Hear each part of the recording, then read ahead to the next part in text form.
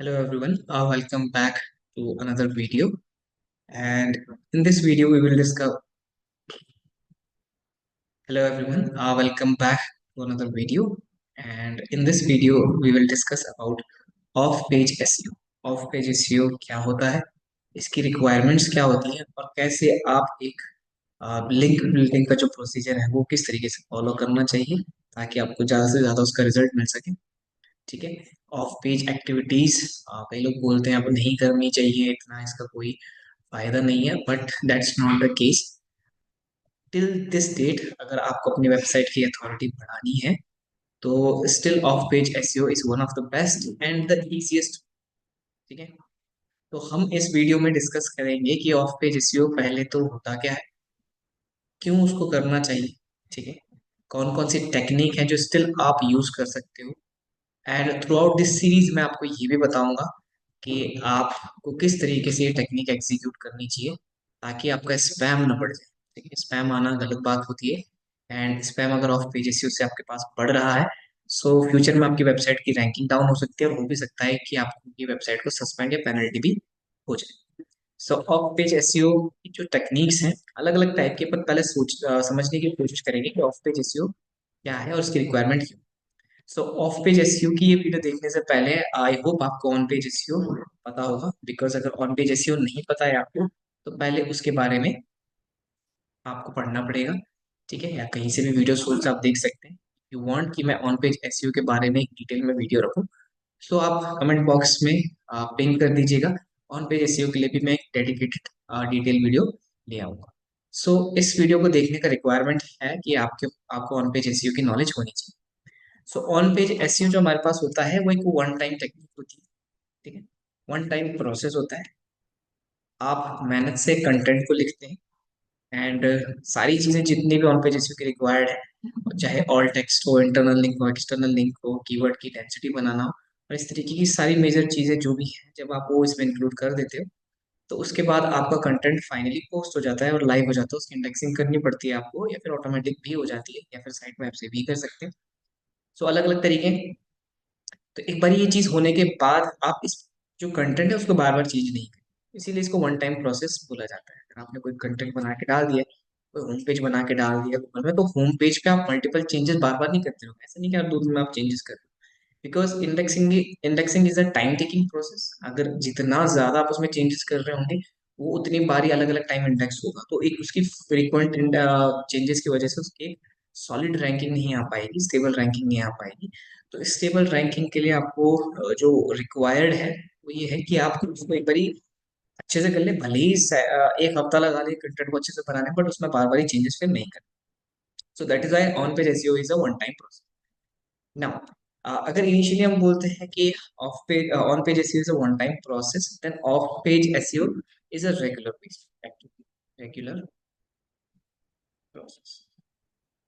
Regular process का मतलब क्या है? ऑन पेज एसईओ अगर किसी पेज का आपको एक बारी करना होता है तो उसका ऑफ पेज एसईओ आप रेगुलर बेस पे करते रहते हो।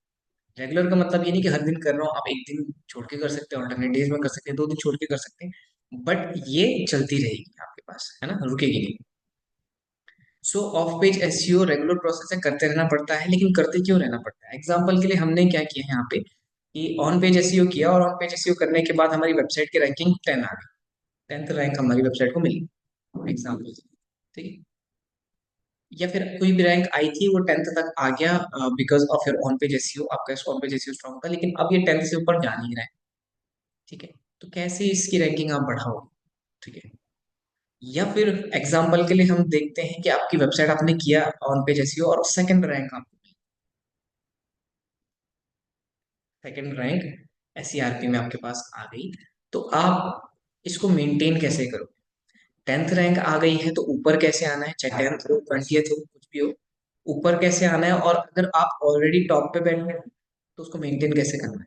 क्योंकि अगर आप टॉप पे हो, एसईओ सभी को आता है, आने वाली जो जनरेशन है वो और भी अच्छे तरीके से एसईओ कर रही है, एआई टूल्स की हेल्प से कर रही है ना।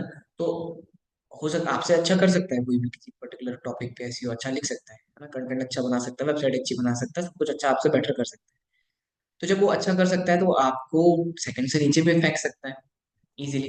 तो कौन सा एक फैक्टर होगा जो आपको सेकंड पे ही मेंटेन रखेगा और उसको एकदम से ऊपर नहीं लेके आएगा? So that is what we call off page SEO. हमको ऑफ पेज एसईओ करना पड़ता है इसके लिए।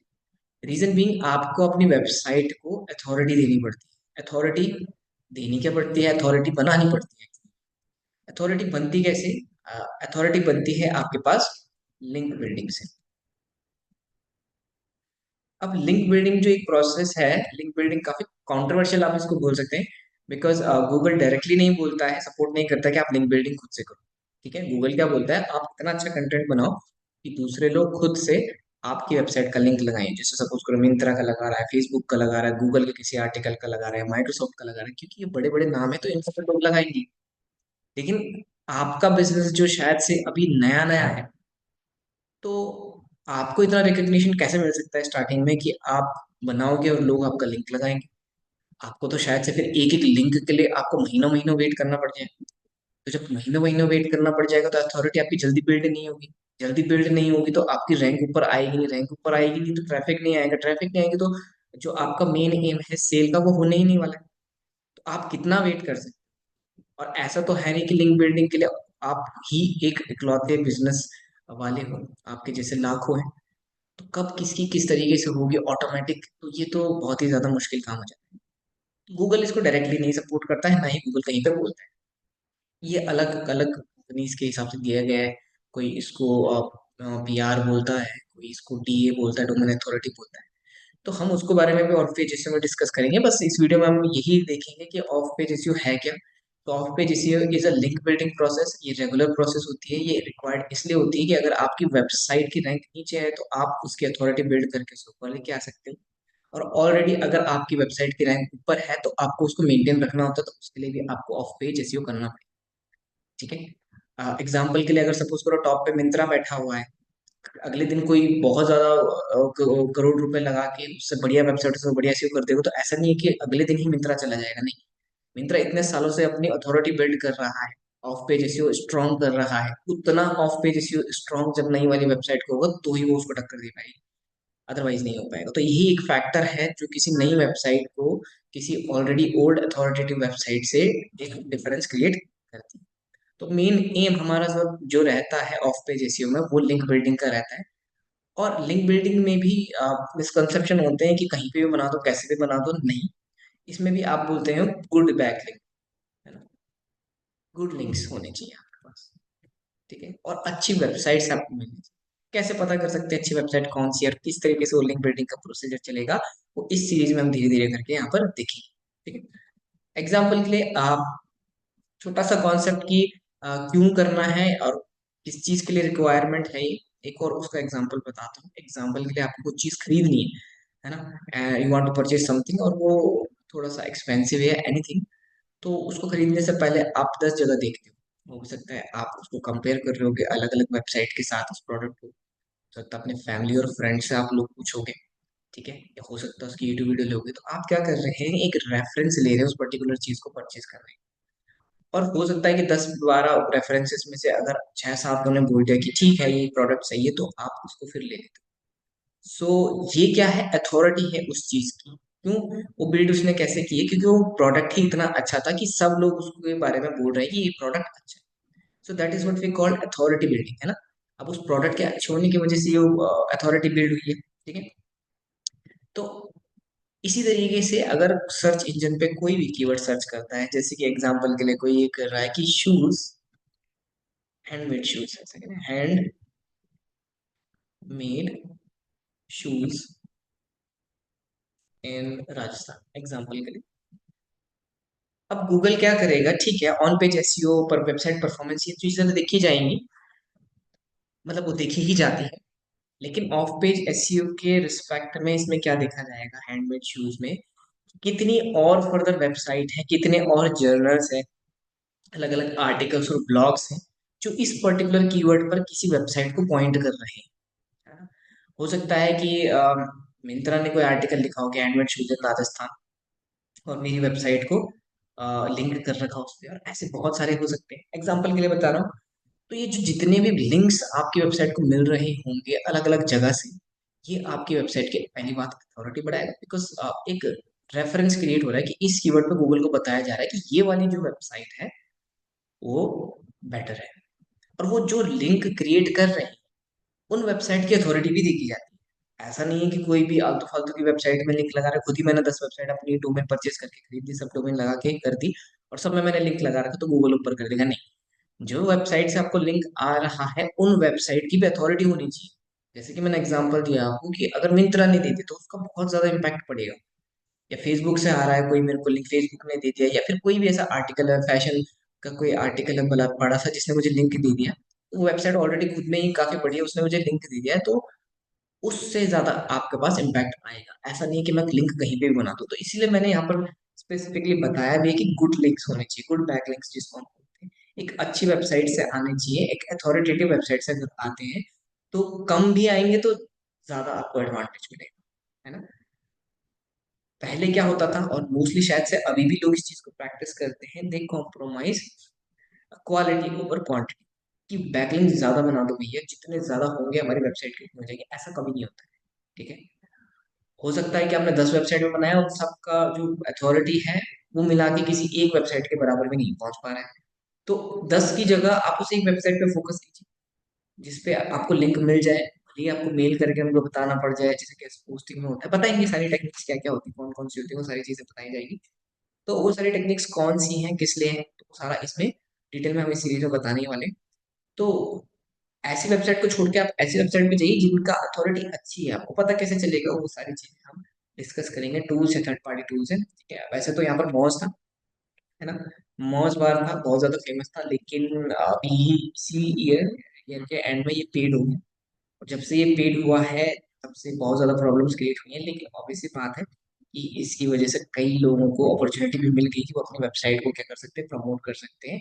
जहां पर आप डीए पीए वगैरह क्या होता है इन चीजों को डिस्कस करेंगे, वो निकाल सकते हो इजी, ठीक है। और मॉस के जैसे और भी बहुत सारी वेबसाइट है, एडम्स है, सैमरश है, जहाँ पर आप वेबसाइट कितनी अच्छी है ये देख सकते हैं और तब आप उस पर लिंक बिल्डिंग कर सकते हैं। अब क्या होता है कि अगर मैं बोलूँ कि मेरी कोई वेबसाइट है और मुझे उसका लिंक लगाना है, तो क्या मैं कहीं पर भी लगा सकता हूँ। लेट्स सपोज हमारे बिलेगर सर्विसेज की वेबसाइट है, ठीक है। मुझे क्या करना है, इस वेबसाइट का लिंक मुझे लगाना है कहीं किसी वेबसाइट पे, तो क्या मैं ऐसे ही लगा सकता हूँ। चलो चलते हैं, हमने बोल दिया विकिपीडिया पे जाते हैं और लिख देते हैं आईटी इंस्टीट्यूट, है ना। विकिपीडिया से आईटी इंस्टीट्यूट ऐसे ही लिख रहा हूँ, कुछ ना कुछ आर्टिकल तो आ ही जाएगा। ये लीजिए इंस्टीट्यूट ऑफ टेक्नोलॉजी, मैंने बोला कि यहाँ पर मुझे लिंक लगाना है अपनी वेबसाइट, क्योंकि अभी तो मैंने बोला कि दूसरी अथॉरिटेटिव वेबसाइट पे जब मेरे लिंक होते हैं तो मुझे एडवांटेज मिलता है। चलो लगाता हूँ, कहाँ है ऑप्शन, क्या मैं ऐसे ही लगा सकता हूँ। और अगर ऐसा हो जाता तो इंटरनेट पे तो बहुत बवाल हो जाता कि कोई भी किसी की वेबसाइट पर मन मर्जी से लिंक लगा रहा है। So that's not how it works. आपको सीखना पड़ता है कैसे होता है, किसी भी वेबसाइट पे आप नहीं लगा सकते। जो वेबसाइट अलाउ करती हैं उन पे लिंक लगाने के लिए आप वहां पर लगा सकते हो, और उसमें भी प्रोसीजर होता है, डू फॉलो लिंक्स होते हैं, नो फॉलो लिंक्स होते हैं, वो क्या होते हैं, वो सब चीजें सीरीज में डिस्कस करेंगे डिटेल में। और देखेंगे कि ऑफ पेज एसईओ को इफेक्टिवली कैसे किया जा सकता है, ठीक है। ओके, so जैसे कि मैंने बताया विकिपीडिया में अगर आप लगाना चाहो तो नहीं लगा पाओगे, कोशिश कर लो नहीं लगा पाओगे। तो हम क्या किसी भी वेबसाइट में लगा सकते हैं? नहीं, किसी भी वेबसाइट में नहीं लगा सकते। कुछ स्पेसिफिक वेबसाइट्स होती हैं जिन पे आप लिंक लगा सकते हो। उन वेबसाइट को एक कैटेगरी में डिवाइड किया गया है, हर एक वेबसाइट को, और उन्हीं को बैकलिंक टेक्निक्स भी बोला जाता है। Backlinking techniques,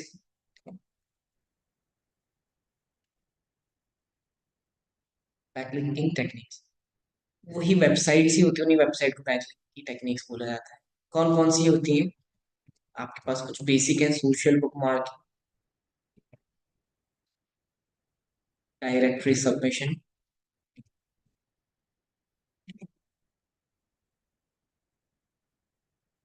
ads, classifieds. ये गूगल एड्स और फेसबुक एड्स की तरह नहीं, इट्स डिफरेंट, पैसे नहीं देना होता। यहाँ पे एड क्लासिफाइड हो गया, इमेज सबमिशन,